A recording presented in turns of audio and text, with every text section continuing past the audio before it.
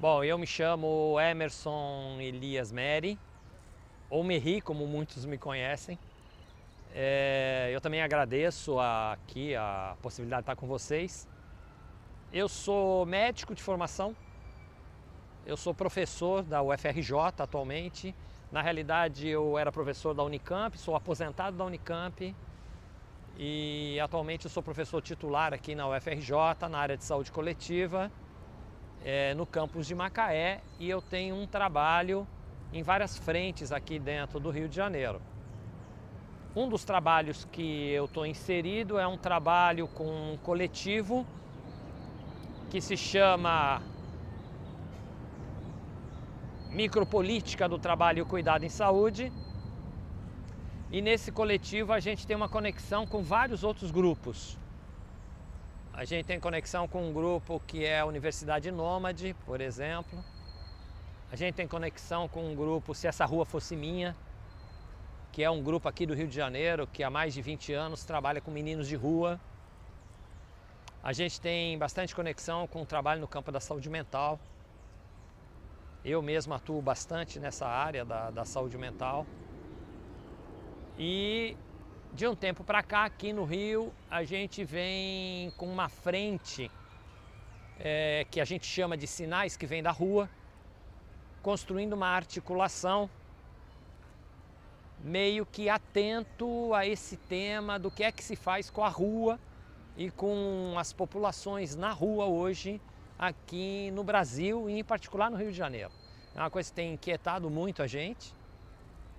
E através dessa articulação a gente tem tomado como um problema que nos interessa a ideia de que as praças, que historicamente são áreas públicas, elas têm sido destruídas como área pública, elas têm sido privatizadas pelos governos. Então você vai no Largo do Machado hoje, que historicamente é uma praça com longa tradição de multidões ocupando ali, artistas, velhos jogando carta, meninos de rua morando ali na rua. E hoje você olha lá o Largo do Machado, parece uma academia de ginástica, né? Então é meio que uma praça regulada. Só certas vidas podem estar lá, outras vidas não podem estar lá. Isso instiga muito a gente, porque mostra uma sociedade que tem se organizado mais pela lógica da intolerância com a diferença do que uma sociedade onde a diferença é a riqueza dela. Então a gente é um grupo que atua muito com essa grande questão. Eu sou de uma geração que nos anos 60, 70 tem uma grande inserção entre a luta contra a ditadura, pela democracia, envolvimento com os movimentos sociais e a luta no campo da saúde. Quer dizer, na realidade eu estou inserido nesses três lugares no mesmo momento, né? Uma militância forte, inclusive organizada contra a ditadura, ao mesmo tempo atuando como médico em algumas regiões da periferia de São Paulo. Na época eu estava em São Paulo. Então, regiões bem periféricas da cidade de São Paulo, como a Zona Leste de São Paulo, que era uma região que tinha uma longa tradição de luta operária, metalúrgica e, ao mesmo tempo, de luta dos movimentos sociais, contra a carestia, por melhores condições de vida nos bairros, por melhores condições de saúde, educação, direitos, né? Reconhecimento dos direitos sociais. Então, eu estou lá nos anos 60, 70, né? E nesse período, uma das coisas que a gente mais procurava construir era uma produção nessas regiões de uma produção de vida interessante nestes lugares da periferia que eram muito carentes. Então aí a gente envolvia muitas formas de atividade nessas experiências. Ao mesmo tempo, atividades, vamos dizer assim, mais militante política, né? Tipo grupo de estudo com movimento operário, mas ao mesmo tempo lutas de construção de espaço público. Teatro na rua, construir com grupos de mulheres, de crianças, novas possibilidades de produção de vida comunitária, dentro dessas experiências na periferia. E aí eu venho de um período em que estar na favela ou estar num bairro pobre, miserável, né, da cidade, era uma atividade muito comum para pessoas que nem eu, muito comum. Vamos dizer que a gente tinha atividades dentro da favela de produção comunitária muito ampliada, até um momento em que, vamos dizer assim, há um empobrecimento desse lugar por várias coisas. Uma delas é pela própria atividade da produção intensiva da miséria, que começa a criar nestes lugares a busca de resistências para a produção de novas formas de vida. É óbvio que isso ela sempre tem um duplo caminho, né? Ela abre a possibilidade de você fazer uma disputa com o Estado sobre a soberania do lugar. Nós fazíamos essa disputa política, né? Ou seja, o espaço da favela, o espaço da periferia, nós estamos disputando com a ditadura a soberania desse lugar, do ponto de vista cultural, do ponto de vista organizacional. Mas outros grupos também faziam, né?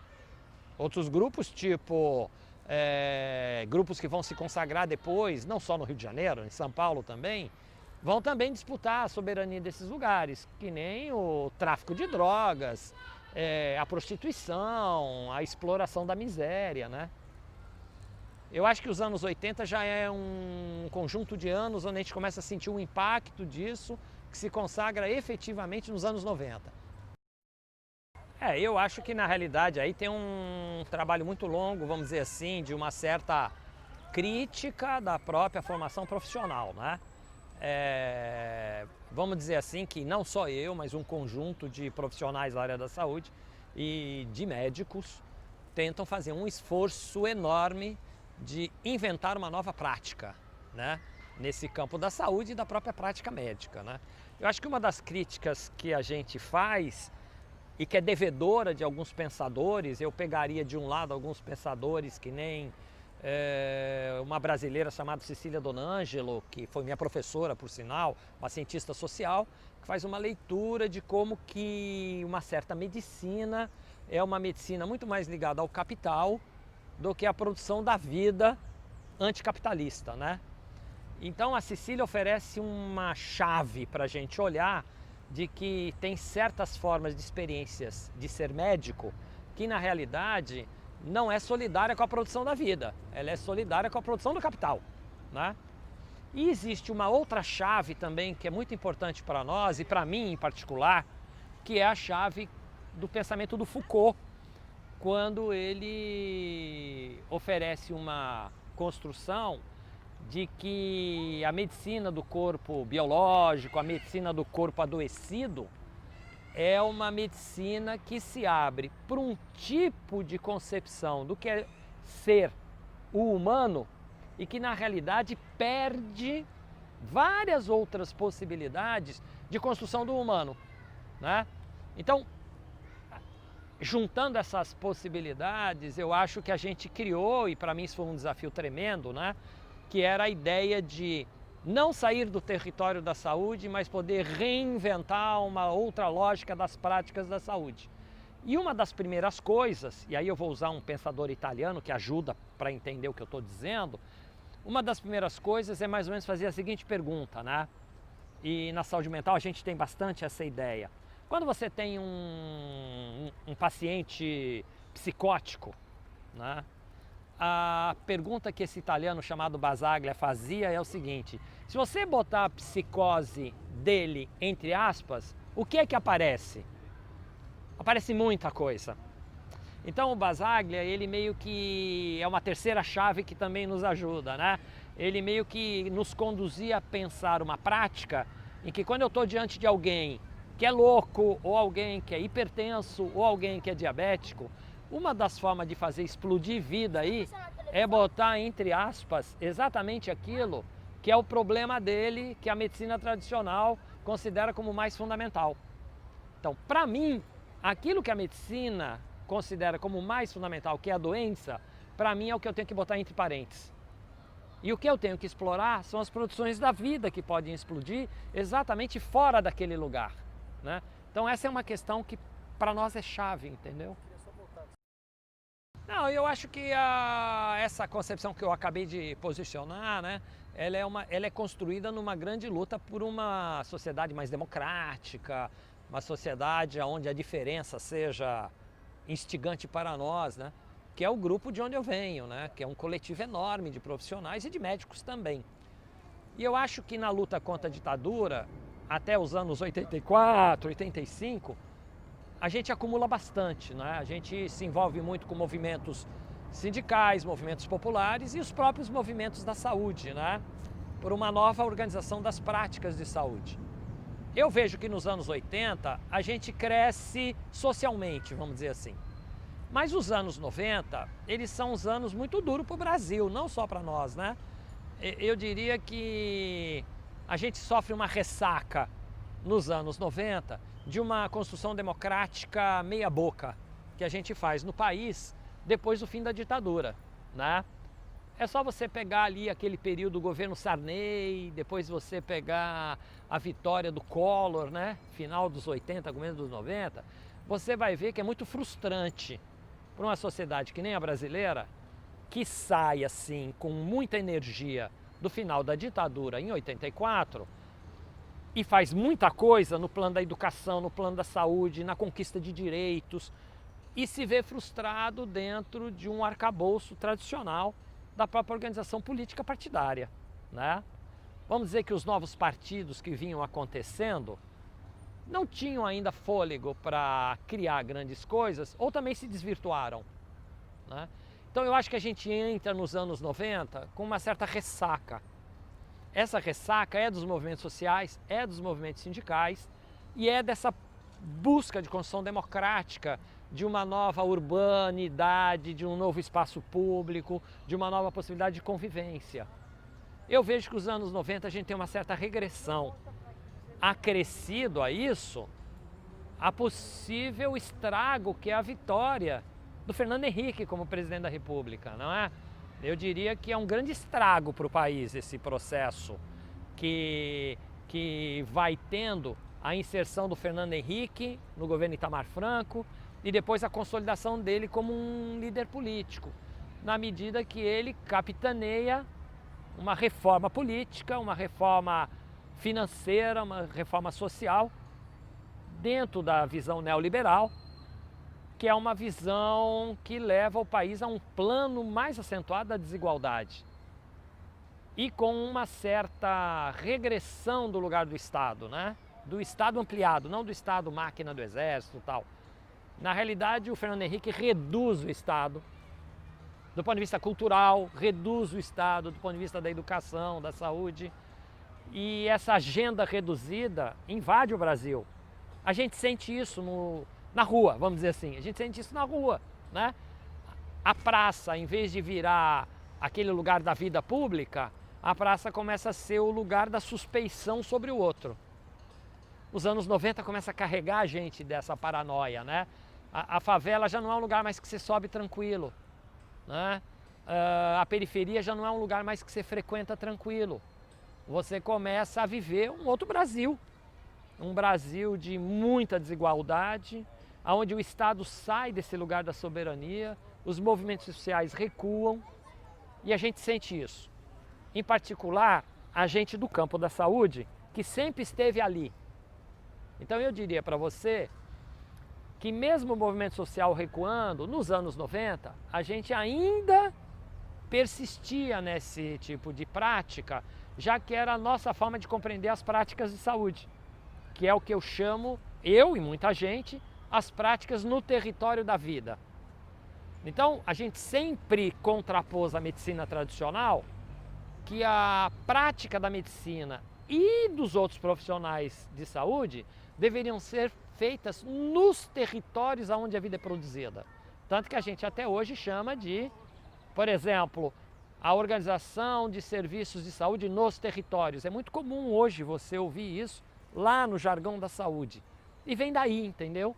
De que em vez de fazer a prática do médico no consultório, privado, fechado ou dentro de um hospital, a prática do médico tem que ser feita no território onde a vida é produzida, junto com os outros profissionais. A gente persiste nessa luta, a gente nunca abandonou essa luta, mesmo sofrendo o impacto desse encolhimento da coisa pública nos anos 90. Excesso de privatização, Fernando Henrique barbariza com excesso de privatização, não é? Isso impacta a vida em geral, mas a gente nunca abandonou esse lugar. Óbvio que os sinais que vêm da rua é parte deste tipo de visão que a gente tem, de que o que nos interessa é o território onde a vida é produzida. E para nós, a rua é um lugar onde a vida é produzida, entendeu? As praças são lugares onde a vida é produzida, os bairros são lugares onde a vida é produzida, as regiões periféricas, ali a vida é produzida intensamente. Então, para mim e para um bando de gente, a experiência que a gente tem e que a gente advoga como sendo o lugar interessante de construir as práticas de saúde é exatamente aí, porque a vida é produzida aí, né? Eu acho que a gente nunca saiu do território da disputa sobre isso. Quer dizer, à medida que a sociedade brasileira avança na privatização, e ela avança muito, né? Hoje já a saúde é privatizada, a educação é privatizada, todos os grandes equipamentos hoje tendem mais à privatização do que ser da natureza pública, não é? Mas a gente nunca deixou de brigar por isso. Se você assiste o cotidiano da luta dos trabalhadores da saúde, ou mesmo de alguns usuários, nas portas dos serviços de saúde, você vê a luta por querer ser atendido, por ser respeitado, por ser acolhido, por ser bem cuidado. E isso denunciando, inclusive, o excesso de privatização, o descuidado com a vida das pessoas e tal. Então essa é uma bandeira que nunca parou de ter. Mas eu reconheço que houve um avanço muito grande na privatização, que degradou muito, vamos dizer assim, as experiências antigamente mais públicas no campo da saúde. E você pode ter isso em várias cidades, isso é um bom exemplo, né? Eu poderia citar a cidade de São Paulo, que, por exemplo, no governo da Erundina, no começo dos anos 90, tinha um equipamento público com 20 mil trabalhadores da área da saúde, todos do município. Em menos de 10 anos, com o governo do Maluf e apoio do governo federal, aquilo foi destruído completamente. Então você chega hoje na cidade de São Paulo, você mal encontra equipamento público. Os equipamentos são todos privatizados, né? Qual é a consequência disso? É uma consequência séria. Por quê? Quando você oferece no campo da saúde que a solução é o serviço privado, o que você está concebendo para o outro? Que a saúde dele é uma mercadoria, que depende do poder de compra dele. Se você tiver grande poder de compra para ir no setor privado, você compra muita saúde. Se você não tiver poder de compra, você fica dependendo do que tem de oferta. Então você começa a dividir o acesso para a saúde no setor privado pelo poder de compra ou pelo pacote que você oferece para quem não pode comprar. Na nossa concepção, a saúde não é uma mercadoria. Na nossa concepção, a saúde é um bem público que interessa à sociedade. E quem tem que se responsabilizar é o Estado, com as suas políticas públicas. Então, para você ter saúde, não está ligado a você ter poder de compra para nós. Para nós, para você ter saúde, está ligado a produzir política pública de habitação, política pública de alimentação, política pública de moradia e política pública de assistência, quando você está em sofrimento. Essa é a disputa que a gente vem travando. Com o processo de privatização, o que cresceu? A concepção de que a saúde é uma mercadoria. E o que diminuiu? A concepção de que a saúde é um direito. Então hoje, no dia a dia, nos territórios onde a vida é produzida, a população sofre dessa tensão. Ela sabe que se ela não tiver poder de compra, sobra para ela certos lugares, mas não todos os lugares, não é? Então você percebe isso no dia a dia das pessoas. muitas pessoas ficam ansiosas porque não podem comprar um plano de saúde. Porque para ela a solução, em vez de ser a conquista da saúde como direito e dever do Estado, passou a ser ter poder de compra no mercado. Esse é um efeito perverso da sociedade brasileira hoje, que o governo Fernando Henrique dispara acentuadamente, mas o governo Lula não mexe nisso. O governo Lula aprofunda isso. Então o governo Lula é um governo paradoxal em relação ao governo Fernando Henrique, para nós da saúde.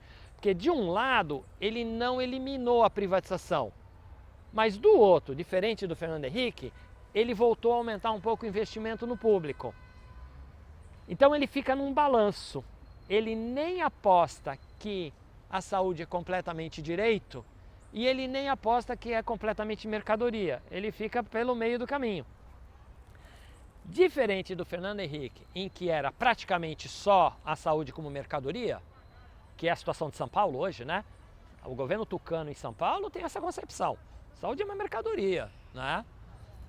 Você vê no governo Dilma e no governo Lula e depois no governo Dilma uma oferta que é de dupla mão. De um lado, eles fazem investimentos em alguns serviços nos territórios, onde produz a vida. De outro lado, eles incentivam o setor privado a produzir planos baratos, né? Isso é perverso. Vou dizer que isso é perverso. Porque a imensa maioria da população brasileira não passa de 2 salários mínimos. Não adianta a gente falar em classe C. Não, a classe C está crescendo no Brasil. O que é classe C? O que você precisa ter para ser classe C no Brasil? 2 salários mínimos, não é?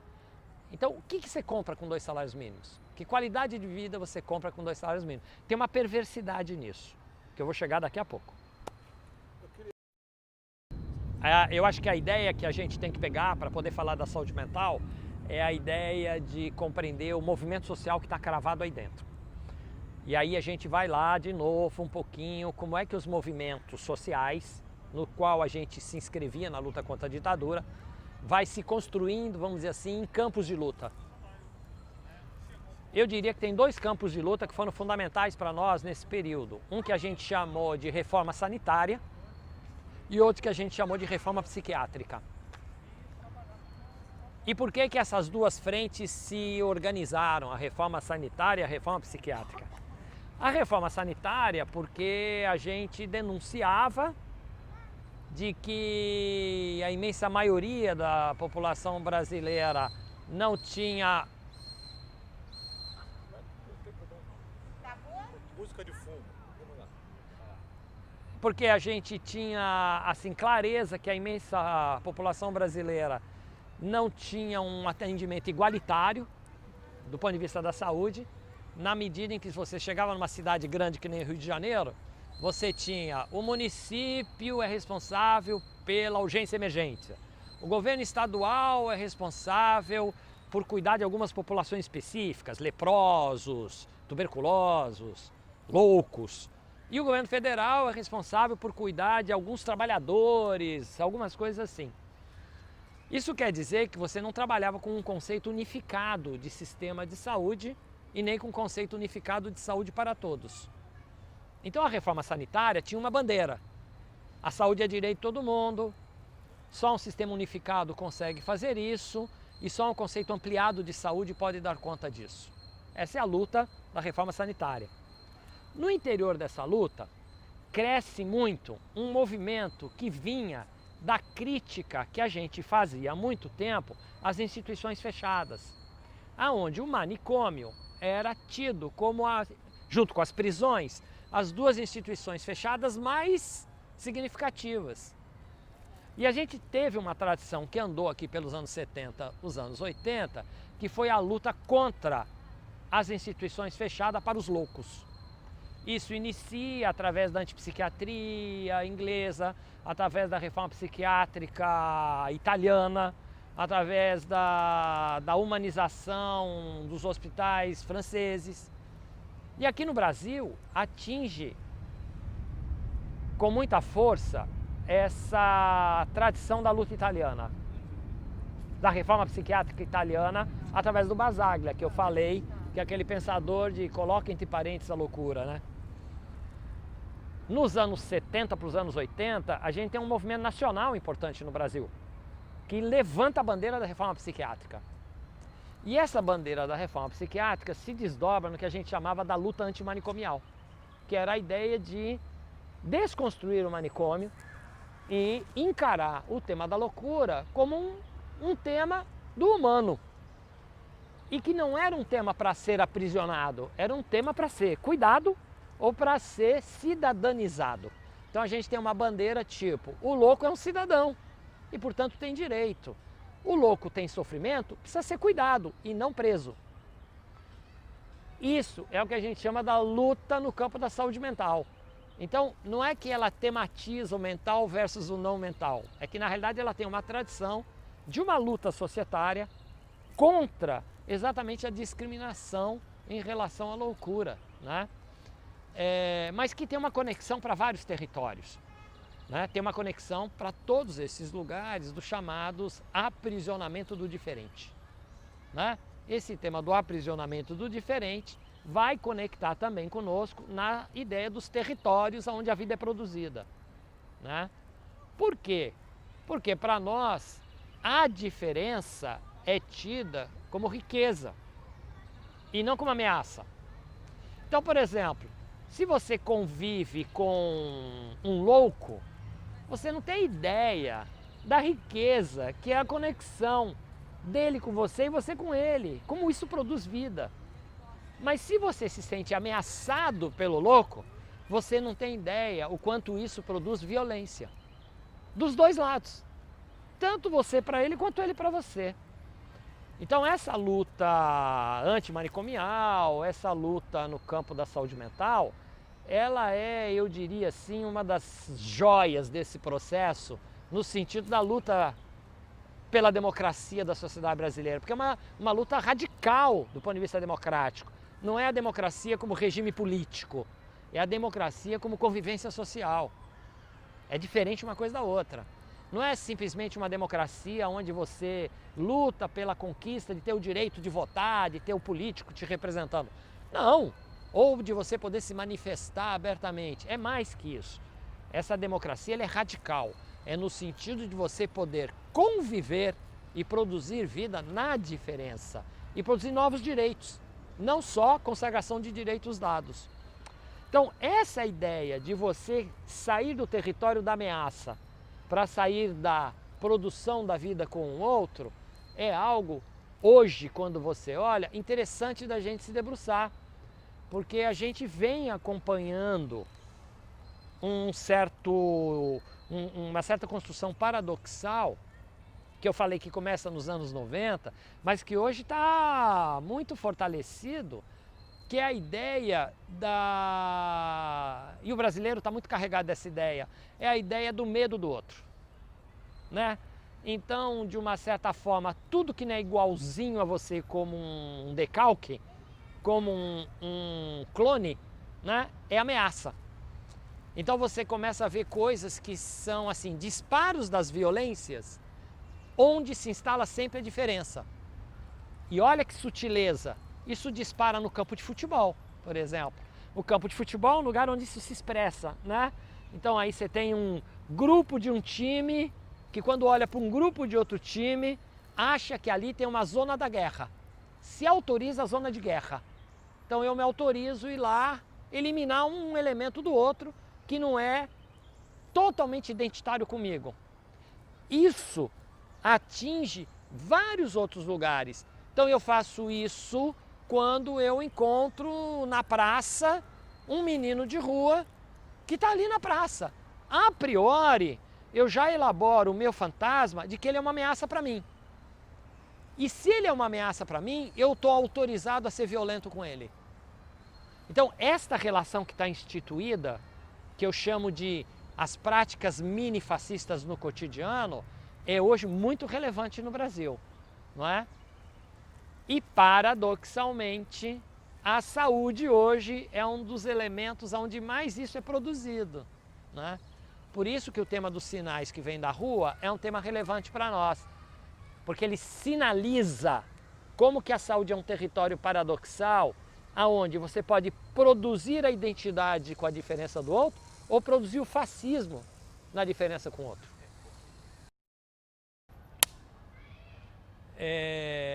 Então esse tema de pensar esses novos anormais, ela tem uma inspiração que é mais ou menos o seguinte, vou tentar ser rápido nisso para poder chegar nessa questão. E aí o Foucault volta de novo, porque ele é um cara que dá uma ideia que para mim é genial. Ele diz que você tem aí uma certa construção do que ele chama da modernidade, né? E aí o fim da era clássica, quando você percebe que as sociedades, ou em algumas sociedades, como as europeias, você vê que muda um pouco o que é mesmo ser governo. Então ele dizia assim, até um certo momento, você tinha o que você podia chamar o poder pastoral e depois o poder soberano. Poder pastoral, a imagem melhor é você ter o pastor que é seguido, em nome de que você vai morrer aqui na terra para poder ganhar a vida em outro lugar. Essa promessa, né, que as religiões fazem. Então o poder pastoral é um poder ligado a esse carisma e a essa fé. O poder soberano é uma outra coisa. É aquela ideia de que você tem um soberano, tipo um rei, por exemplo, que é quem decide se você vai ficar vivo ou não vai ficar vivo. Na realidade ele tem um poder sobre a morte, né? E aí o Foucault diz que aparece um momento em que não é mais esse grande tema do ponto de vista de governo. É um outro tema que aparece do ponto de vista de governo, que é a gestão da produção da vida e não sobre a morte.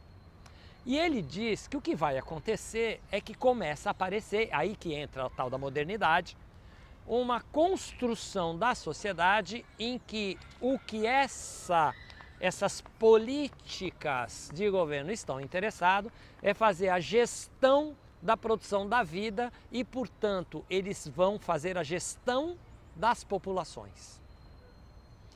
Isso, ele diz que é a aparição da biopolítica, né? Então, a aparição da biopolítica, ela tem como foco seu a gestão da vida, por isso que é biopolítica, não é?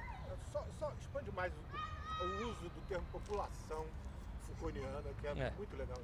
Então, quando Foucault tá falando sobre isso, ele está apontando que você está vivendo a organização de algumas sociedades que você poderia dizer que está par e passo com o nascimento das nações. Vamos dizer assim, né? Você começa a ver aparecer na Europa os territórios nacionais.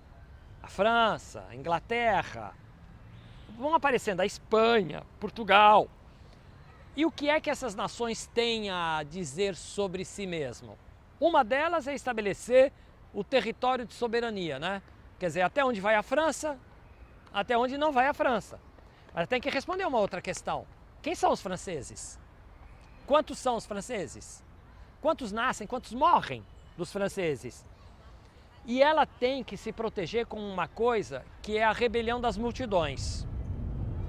Então, tem uma coisa inscrita na construção do chamado território nacional desse período, que é assim, ao mesmo tempo que você tem interesse em ter muitos franceses, por exemplo, porque senão você não pode ter o exército, você não pode ter a defesa da nação, você não pode ter a identidade nacional e se proteger até das outras identidades, você não pode permitir que estes franceses se transformem numa multidão sem controle, que se rebelem. Então você tem uma necessidade de balancear coisas, de fazer uma certa construção de políticas sobre a produção da vida das pessoas, mas que elas não virem multidões, que elas virem populações. Porque virar população é estar sobre o manejo dessas políticas também.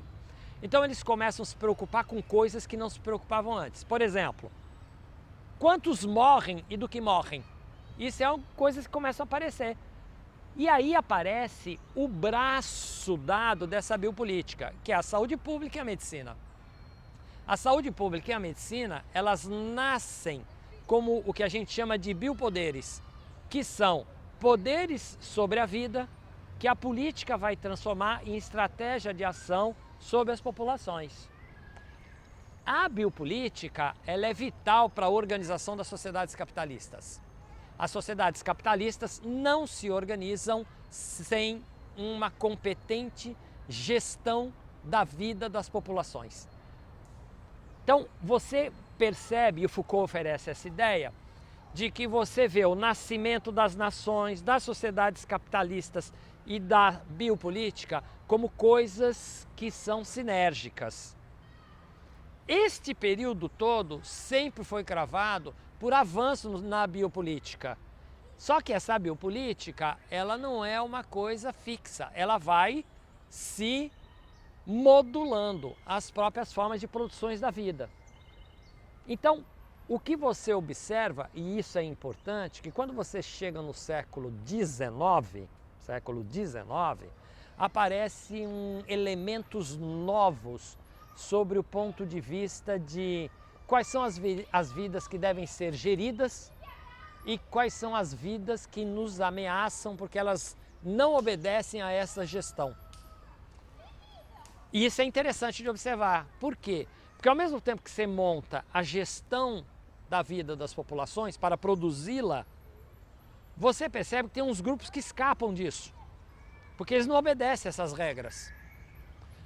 Então você começa a construir uma imagem, e a medicina é fundamental para isso, que é o conceito de anormais. Então, por exemplo, qual é o principal anormal do século XIX? O louco. Por quê? Porque o louco não obedece às regras. Então você faz toda uma estratégia de higiene para ter nas casas, condutas de alimentos mais saudáveis, mecanismos de saneamento de água. E o louco, na realidade, ele se articula com outro processo de produção de existência. Então ele começa a, vamos dizer assim, ser alguém que é uma rebelião pela sua própria condução de existência. Ele não aceita essas regras de gestão da vida que a biopolítica propõe. E aí você constrói uma certa estratégia de busca ativa do anormal. Essa estratégia de busca ativa do anormal é, por exemplo, o nascimento da psiquiatria no século XIX. Então você constrói um território na biopolítica exatamente para ir sobre aquilo que é uma ameaça do ponto de vista de vazar o território do Estado, né? Acontece que esse território de biopolítica do século XIX, ela vai ter uma sobrevida razoavelmente longa até a Segunda Guerra Mundial. Então, se você for para as prisões do século XIX e para as prisões do século XX, você vai ver uma coisa engraçada. É muito comum nas prisões do século XIX você ter uma convivência de loucos e prisioneiros políticos. Isso habitava as populações das prisões. Quando você chega no século XX, você começa a ver os loucos já estão nas prisões especiais, que são os manicômios para eles. E as prisões que vão acontecendo no século XX começam a ter uma população que antes não era caracterizado tipicamente como louco, mas que são grupos de desejos muito pouco controláveis, que são usuários de droga. Então você começa a ver a prisão do século XX começar a ser habitado por muita gente que usa droga, ou que trafica droga, ou que usa droga. E isso é uma coisa interessante, se você vê os estudos das populações carcerárias, né? Os loucos estão nas suas prisões. Na Segunda Guerra Mundial, você começa a perceber, a partir dela, que esses mecanismos de aprisionamento começam a se sofisticar um pouco mais. A tal da biopolítica, ela já não é só mais uma ideia de anormais muito típicos, loucos e usuários de droga. Começa a eleger como anormais quem tem desvio de desejos, de qualquer tipo. Então você começa a ter novos grupos sendo rotulados como anormais. Então você agora não só tem loucos, você não só tem drogados, e drogados ali tem uma especificidade, mas você começa a ter desviantes do desejo alimentar. Então, por exemplo, você começa a falar em anormais de compulsão alimentar.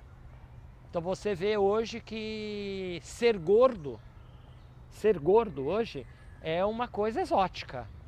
Apesar da imensa parte da população ser gorda hoje, a televisão, a medicina constrói a ideia que a obesidade é um exotismo, é uma compulsão, é um desejo não controlado. E você começa a perceber na biopolítica essa nova aparição, como não só controlar a produção da vida nas populações, mas como controlar a produção do desejo.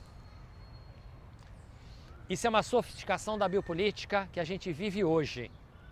A biopolítica de hoje é uma biopolítica mais sofisticada, porque ela não é só baseado em caçar o anormal e retirá-lo daí, mas ela tem a pretensão de ir lá fazer a gestão do desejo que ele considera como defeituoso. O que tem acontecido, agora eu estou chegando aqui, o que tem acontecido nesses últimos anos no Brasil?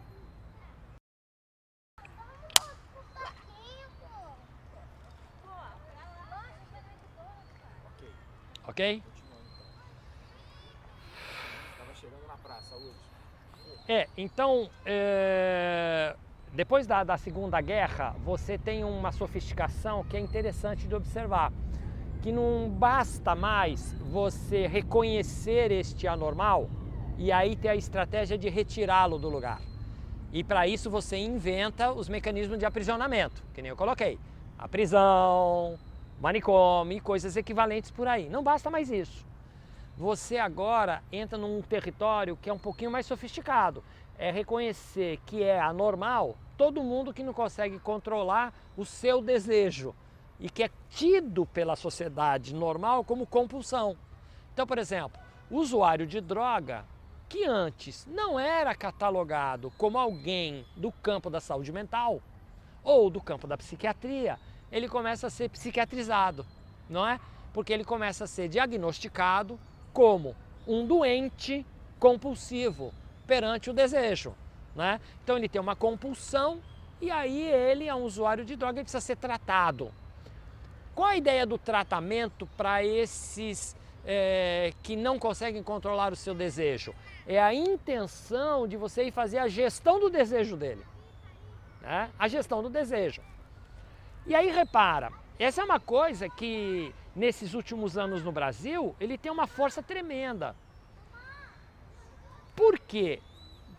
Porque o fato de você nomear, e aí o crack é um elemento construído socialmente para essa finalidade, né? O fato de você pegar o tema do crack e dar ao crack uma força que ele não tem, mas simbolicamente produzir esta força a partir dele, permite, no campo da biopolítica, estratégias de manejo para controlar o desejo dos outros. Porque o crack serve de bode expiatório para isso. Então o que você faz? Você pega uma sociedade que nem a brasileira,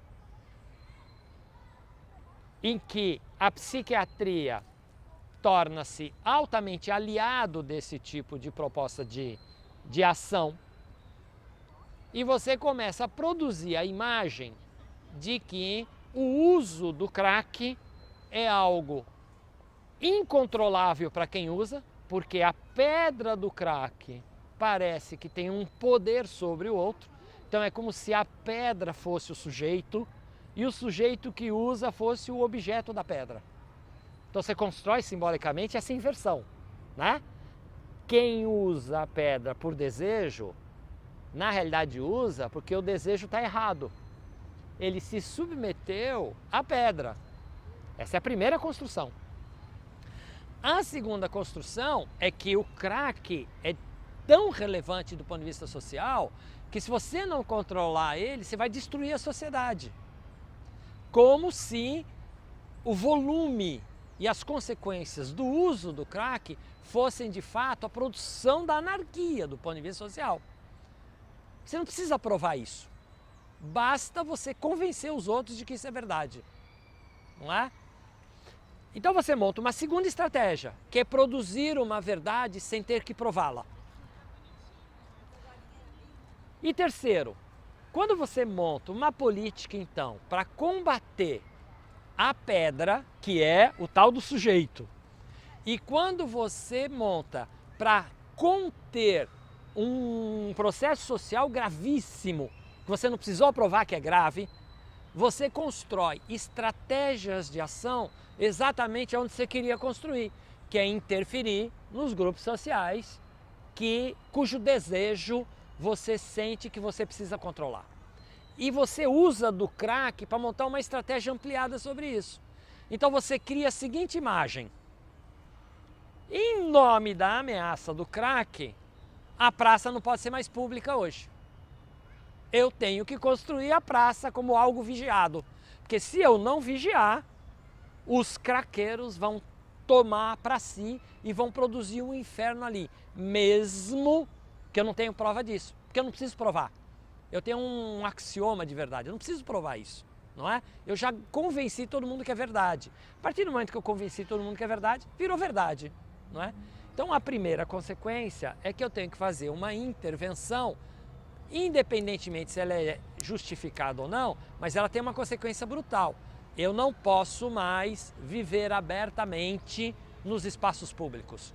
Os espaços públicos não poderão mais ser território das multidões. Eles terão que ser território das populações controladas. Então eu chego no Largo do Machado. O Largo do Machado, ele não pode mais ser uma praça. O que é uma praça? Pensa uma praça. Nós estamos numa praça. Ali está andando aquela senhora com um neném. Nós estamos aqui fazendo uma gravação. Tem dois caras caminhando, conversando. Tem outras pessoas olhando água. A praça é o próprio lugar da multidão. O que é o lugar da multidão? É aquele espaço que é produzido pela multiplicidade que o ocupa. E essa multiplicidade que o ocupa não é vista como ameaça. Então, o fato dela estar andando com o neném, o outro está vendo a água, o outro está sentado na grama e olhando para o céu, não me ameaça. Ao contrário, eu também me sinto no mesmo direito de viver a minha diferença aqui dentro. Então eu pego um livro e vou ficar lendo, porque é isso que me interessa. Ou vamos fazer uma gravação.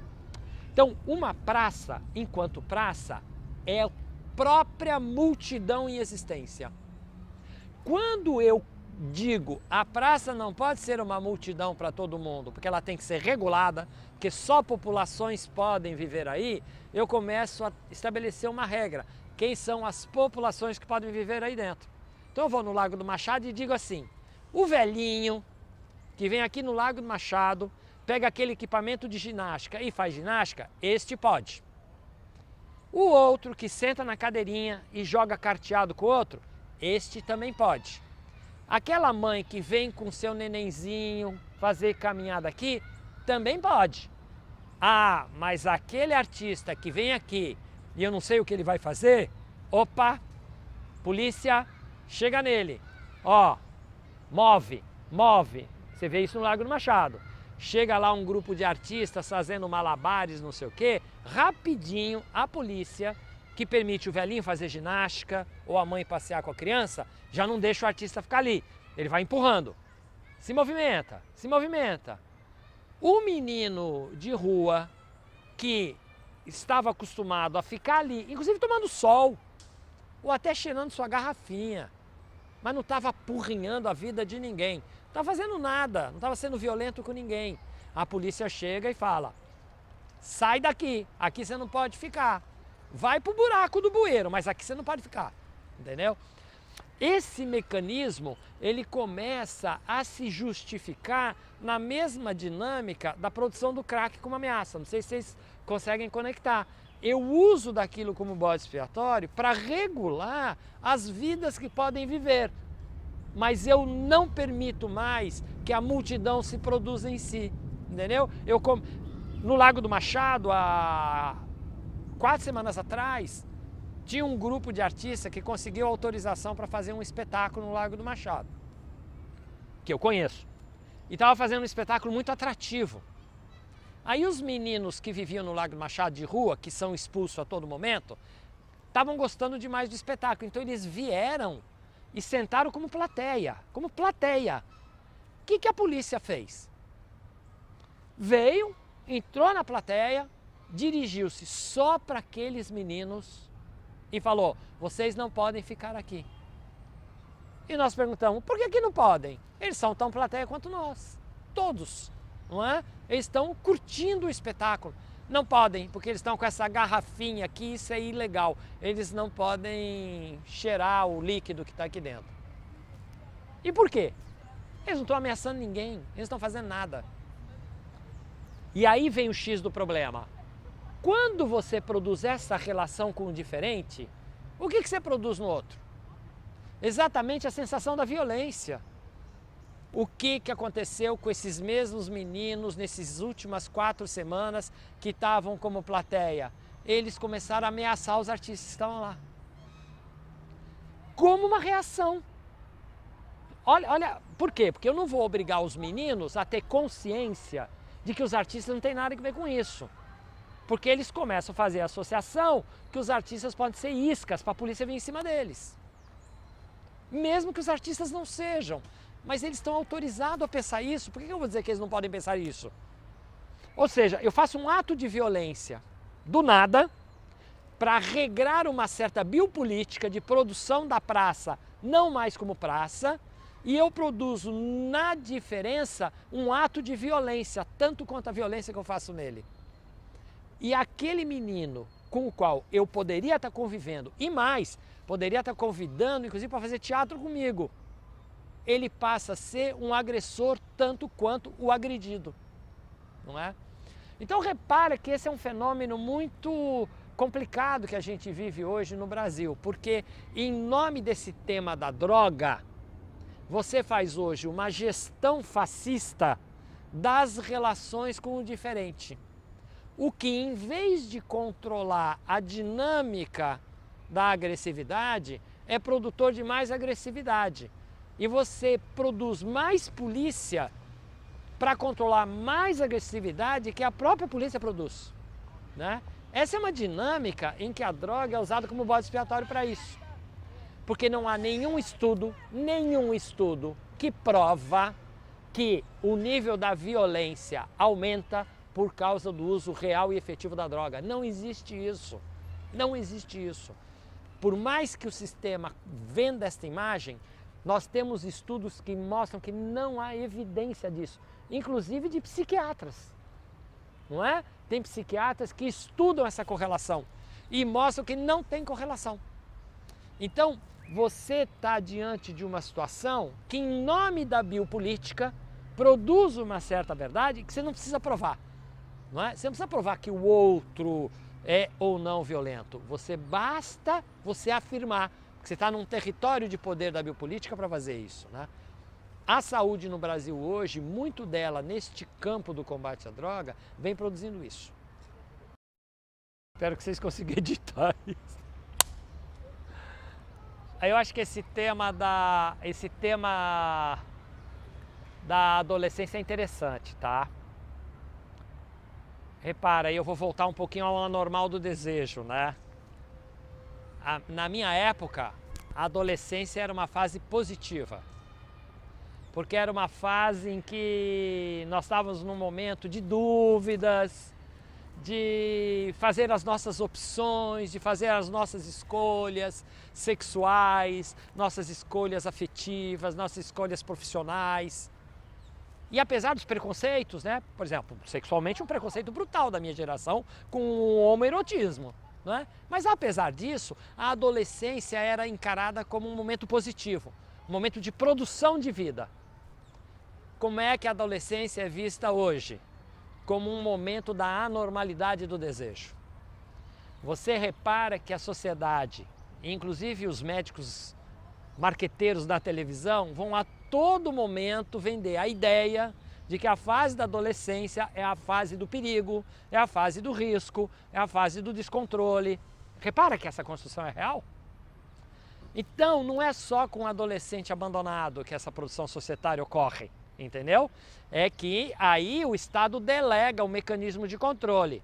Ao adolescente da classe média, que é tão perigoso quanto o abandonado, a família que cuide. Ao abandonado, a gente vai lá, cata e tira fora. Essa produção é real, ela existe. Hoje, a adolescência, assim como o usuário de droga, assim como o gordo, são tidos como os anormais do desejo. É uma nova conceito de anormal. O louco já não é mais tão anormal. O louco agora virou até quase um exótico bacana, né? Você conhecer um louco parece até que amplia seus laços de amizade, né? Sou amigo de um louco, pô, que legal. Óbvio que eu estou exagerando, porque eu trabalho com isso. Tem um monte de gente que é tido como louco, que se judia muito dele, né? Mas eu estou dizendo que a loucura perdeu aquele mito do século XIX para o XX. Esses novos anormais não, eles são os novos que estão no lugar. Então você olha uma criança agitada na escola, você rapidinho quer controlar ele com medicação. Rapidinho, entendeu? Olha, esse menino dá muito problema na sala de aula. Uai, quem de nós não deu problema na sala de aula, numa coisa atrasada chamada escola?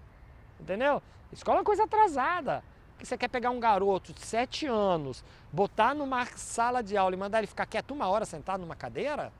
Isso é para débil mental, não é? Então como é que você controla a criança? Repressão disciplinar e, se não responder, medicação, que o psiquiatra indica. Então você tem uma psiquiatrização hoje da adolescência, da infância. Este fenômeno, que eu digo que o crack é usado como bode expiatório, na realidade ele atravessa os territórios dos anormais do desejo. Então, o que você vê na população? Eu vejo paradoxos na população. Quando eu vou para uma praça, participar de um trabalho na praça, porque nós temos esse trabalho na praça. Dia 3, se vocês quiserem filmar, vocês estão convidados. Nós vamos para o Largo do Machado fazer uma intervenção no Largo do Machado com uma rádio de rua, não é? Qual é a nossa ideia de ir para o Largo do Machado? É recuperar a multidão no Largo do Machado. Ou seja, já que eles não querem que a praça seja o lugar da multidão, a gente está se propondo a fazer trabalhos de produzir multidão na praça. Ou seja, fazer a praça voltar praça, né? Esse é um trabalho que a gente tem feito de instigamento. E nós vamos fazer isso agora dia 3, 5 horas da tarde no Largo do Machado. O que é que você percebe? Você percebe que a população é paradoxal nesse comportamento. Porque, de um lado, ela se sente ameaçada, ela tem um medo. Não sabe do que, mas ela tem medo, né? Ela vê alguém, para ela, independente se ela sabe ou não, já é craqueiro. Já é craqueiro, já mobiliza todos os fantasmas. Aí ela já fica na paranoia de que ela vai ser atacada, que ela vai ser violentada, como se craqueiro comesse as pessoas, né? Como antropófagos, né? É essa a imagem que se tem. Se você andar no meio de uma multidão de craqueiro, eles vão te matar e te comer ali mesmo, não é? Não conheço nenhum que fez isso, né? Nem no meio da Cracolândia, tá certo? Isso não quer dizer que não dispara violência. Ora, óbvio que dispara violência, tá certo? Mas é por outras razões. Aí você fica ameaçado. Qual é o comportamento da população? O que é que eu vejo e que eu acho que vocês veem também? Quando a polícia está agredindo alguém, muitos da população que tem medo vão interferir, porque não gosta da violência da polícia, entendeu? Sente que a polícia está exacerbando. Então, eu já vi isso. A polícia pegando esses meninos e tentando agredir violentamente, e aí a população que também tem medo dos meninos fala, pô, mas não precisa fazer isso, não é desse jeito.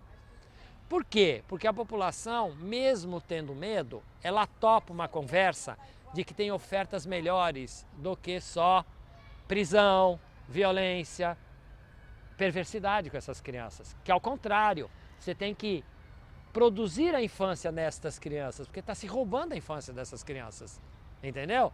Então, qual é a melhor forma? Não é a polícia, não é a polícia, não é a violência. Qual é a melhor forma de você interagir com essa situação que você tem medo? É você interagir com a oferta de produção de vida e não com a discriminação, não é? Não com preconceito. Então, como se você criminalizasse o usuário de uma droga, desse para ele uma patologia e por aí você está autorizado a fazer o que você quiser com ele, né? Eu acho que essa é uma construção muito forte no Brasil hoje, principalmente nos veículos de comunicações mais oficiais, nos discursos de algumas entidades, e a gente luta frontalmente contra isso, né? A gente acha que isso é uma balela, que na realidade esse é um bode expiatório. A pedra do crack não é sujeito, o sujeito que a usa é desejante e o desejo dele é válido, não é? Você encontra muita criança, e eu vou te dar um exemplo aqui, ao vivo, real. Uma entrevista com uma menina de 12, 13 anos se prostituindo, usando crack. E aí a seguinte conversa com ela, que é uma conversa real, tá? Então não estou fantasiando. Por que você está aqui usando crack? Porque eu não suporto a dor da relação sexual. Eu preciso usar o crack para ter relação sexual. Por que você está tendo relação sexual? Porque eu preciso ganhar um dinheiro. Se eu não ganhar o dinheiro, eu não como. E por que você não está na sua casa? Eu fugi de casa. Por que você fugiu de casa? Porque eu era violentada todo dia. Eu prefiro, fala da menina na sequência, eu prefiro a vida que eu levo na rua do que ser violentada pelo meu primo, pelo meu tio, todo dia na minha casa. Uma menina de 12 para 13 anos. O que é o crack para ela? É uma redução de danos. Não sei se você entende o que eu quero dizer. O crack para ela não é um vício. O crack para ela é uma redução de danos. Qual é o nosso erro? Tomá-la como craqueira, aprisioná-la e ser violento com ela. Qual é a única chance que a gente tem de poder recuperar essa menina para uma outra vida? Fazer oferta de outro tipo de substituição de redutor de danos. Vamos tentar trocar o seu crack por outra coisa, em que você não precisa se prostituir? Ou seja, vamos fazer uma troca do redutor de danos? Só que essas ofertas, elas praticamente não existem. Elas não existem, não é? Então, essa é uma questão chave que está hoje nessa discussão sobre a rua, tá certo? Então, quais são os sinais que vêm da rua? Exatamente esses paradoxos. A gente trabalha e a gente conhece grupos que trabalham nessa direção que eu estou apontando. Se essa rua fosse minha, é um grupo que faz isso, tem grupos de redutores de danos que fazem isso, tem na área da saúde mental, inclusive, olha como a política do governo é paradoxal. Estimula a polícia de um lado, mas financia grupos de equipes de redutores de danos por outro. Com resultados interessantíssimos sobre isso. Mudando o trajeto e o sentido da vida de uma menina desse tipo, fazendo outro tipo de oferta, que não é o aprisionamento dela, nem a internação compulsória dela, é estabelecendo vínculo com ela, construindo outras possibilidades de disparo de vida nela e sustentando isso, porque não é moral, né? Ah, você tem que mudar disso, que nem a religião tenta fazer, não é? Não, você não crê em Jesus, por isso que você faz isso, como se isso fosse resolver a vida dela, não é? Então, na realidade, essa é uma questão fundamental. Como é que eu devolvo a infância para ela? Como é que eu devolvo a infância para essas crianças? Como é que eu devolvo a vida para elas? Se eu fizer oferta de produção de vida, né? Se eu sustentar essa oferta. Quem sustenta? Uma política pública que não seja a política da violência, que não seja uma política fascista, que não seja uma biopolítica anti-vida, né? Então é isso que a gente encontra na rua, entendeu? Então a rua hoje é um lugar que evidencia tudo isso no Brasil. Bom, eu assim, sem tentar, porque aí nós vamos equacionar esse tema, né? Mas eu acho que no texto Genealogia da Moral, né, do Nietzsche, né, não do Foucault, ele faz uma discussão bem interessante sobre isso, quando ele diz que essa construção de uma civilização judaico-cristã, ela tem algumas implicações que para o Nietzsche são muito relevantes, que é a ideia de que o que ele chamaria, vamos dizer, dos pequenos homens, é que acabam virando os modelos, né? E na realidade você constrói uma sociedade contra a produção da vida, né? Então são exatamente o que ele chama de os medíocres, né? Que são aqueles prisioneiros de uma moral estreita, que condenam a produção da vida em tudo que a vida tem de possibilidade, tanto para o sofrimento quanto para o prazer, não é? Que acabam se consagrando. Ele chama isso de uma sociedade medíocre e ele associa isso à construção da sociedade judaico-cristã, né? Óbvio que o critério que o Nietzsche toma é o que ele chama de a vida em sua plenitude. E ele não diz que a vida é uma maravilha no sentido do polo ou prazer ou sofrimento. Ele diz que produzir vida é produzir prazer e sofrimento. O que não tem cabimento é construir uma sociedade que acha que é possível só um destes elementos. E ele diz que o grande problema da sociedade judaico-cristã é exatamente esse, de que ele promete que a vida só vem depois do sofrimento e da morte, né? E aí ele acaba dizendo que isso é uma posição anti-vida. Mas eu não queria pegar só esse gancho, eu queria pegar o gancho da droga. Você repara, enquanto a gente diz que o crack é droga, a gente não consegue dizer que a sociedade como um todo hoje é muito drogada. Se você for tentar pensar quem usa medicação hoje, no Brasil, por exemplo, quem se automedica? Quem vai na farmácia e compra uma medicação e toma? Eu vou dizer que é 100% da população brasileira. E se você pensar quais são os benefícios que essa droga traz, você não tem boas respostas, não é? E não é pela automedicação, é pela droga. Então eu diria que a sociedade brasileira é drogada, né? É uma sociedade drogada, é uma sociedade medicamentalizada. É uma sociedade que tem inclusive consequências do excesso de indicação que os médicos fazem de medicamentos, como se os medicamentos, drogas que os são, fossem de fato melhorar a vida das pessoas. Então quando a gente pensa droga, a gente já pensa uma dinâmica, e aí não é na sua pergunta, mas isso é a maior parte das pessoas, já pensam imediatamente a droga sobre um certo ponto de vista. O álcool é droga, o crack é droga, a cocaína é droga, o ópio é droga, maconha é droga. Ah, mas aspirina não é droga, Novalgina não é droga, Ritalina não é droga, porque é para o bem das pessoas. Não há evidência nenhuma de que essas drogas são para o bem das pessoas. Não há evidência nenhuma que elas não fazem tão ou mais mal que as outras.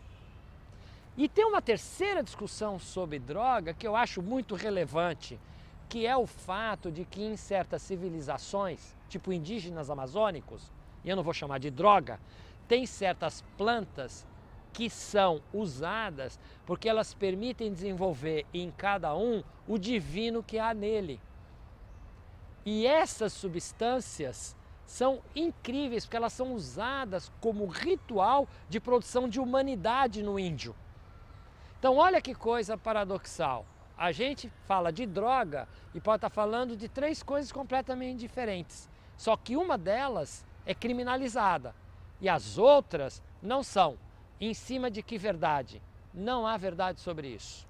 O que há são os parâmetros de produção de vida. E aí, para mim, eu vou ser radical. O único que produz vida plena com isso são os índios. Porque os índios, ao usarem as suas plantas, eles produzem, seja lá o que isso for, a noção do divino neles.